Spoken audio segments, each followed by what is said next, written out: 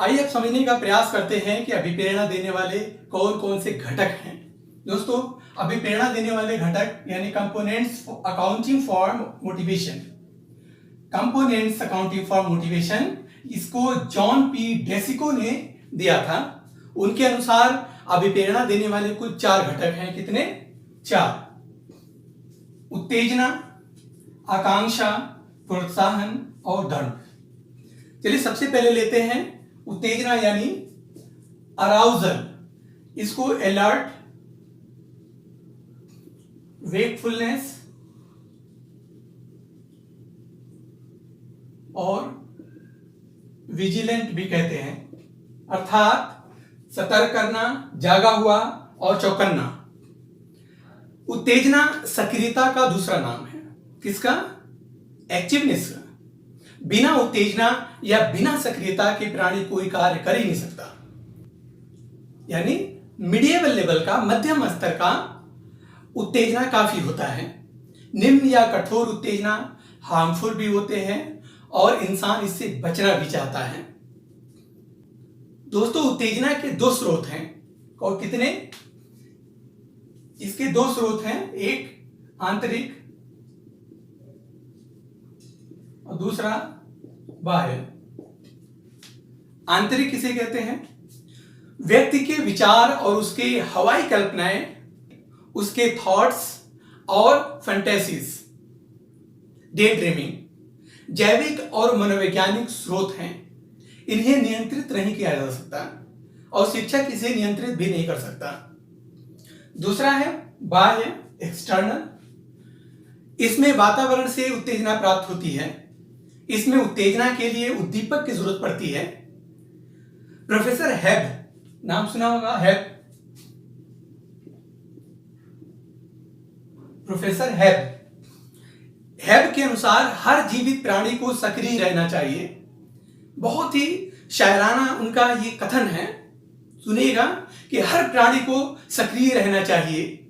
जिंदगी जिंदा दिली का नाम है, चलते रहना ही जिंदगी है। दूसरा है दोस्तों आकांक्षा यानी एक्सपेक्टेंसी। आकांक्षा के बारे में व्रूम कहते हैं। व्रूम, इनका ये कथन भी बहुत फेमस है और परीक्षा में जरूर पूछा जाता है। इनके अनुसार आकांक्षा एक क्षणिक विश्वास है कि ऐसा करने से ऐसा होगा। बहुत इंपॉर्टेंट कथन है ये। हम जो कुछ भी देखते हैं, परसेप्शन करते हैं, और हम जो कुछ भी देखना चाहते हैं यानी एक्सपेक्टेंसी, हम जो देख रहे हैं और जो हम देखना चाहते हैं, what we see and what we expect to see के मध्य अंतर को उत्तेजना कहते हैं। अंतर ज्यादा होगा तो उत्तेजना भी ज्यादा होगी, अंतर कम होगा तो उत्तेजना भी कम होगी। इसलिए इसे एक्सपेक्टेंसी को P और E से डिनोट किया जाता है।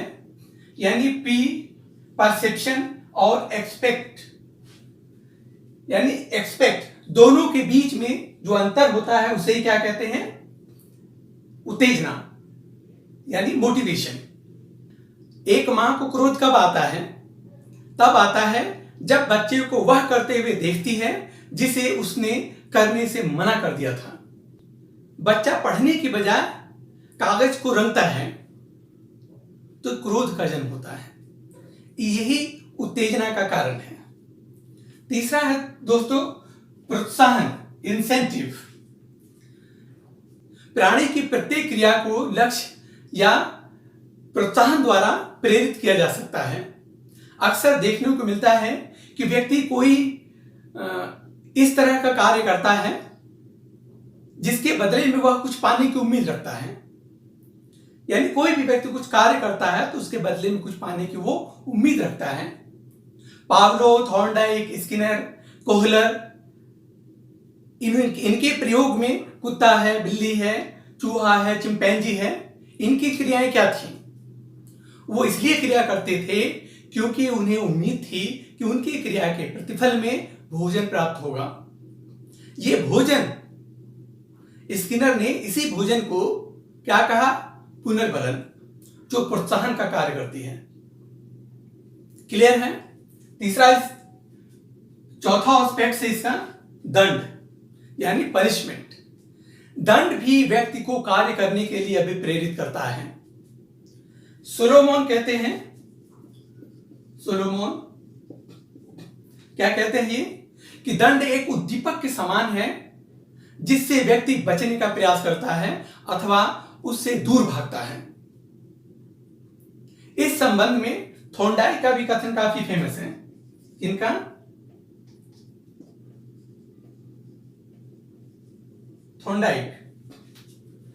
थॉर्नडाइक का कथन भी बहुत ही महत्वपूर्ण है दंड के संदर्भ में। वो कहते हैं, दंड देते समय बालक को उसका अपराध बता देना चाहिए। यदि बालक दंड के लिए तैयार हो जाता है तो उसका उद्देश्य ही समाप्त हो जाता है। वो कहते हैं, दंड उस स्थिति में देना चाहिए जब धनात्मक तरीकों से काम न चले। कहने का तात्पर्य यह है कि दंड बालक को कुछ गलत करने के लिए उकसाती है। यानी दंड भी हम देते हैं तो वो भी बालक को कुछ गलती करने के लिए प्रेरित करती है, उकसाती है, टिट फॉर टैट करने के लिए उकसाती है। बच्चे को बार बार आंख दिखाने से बच्चा भी आंख दिखाना सीख जाता है। इसलिए रायबर्न कहते हैं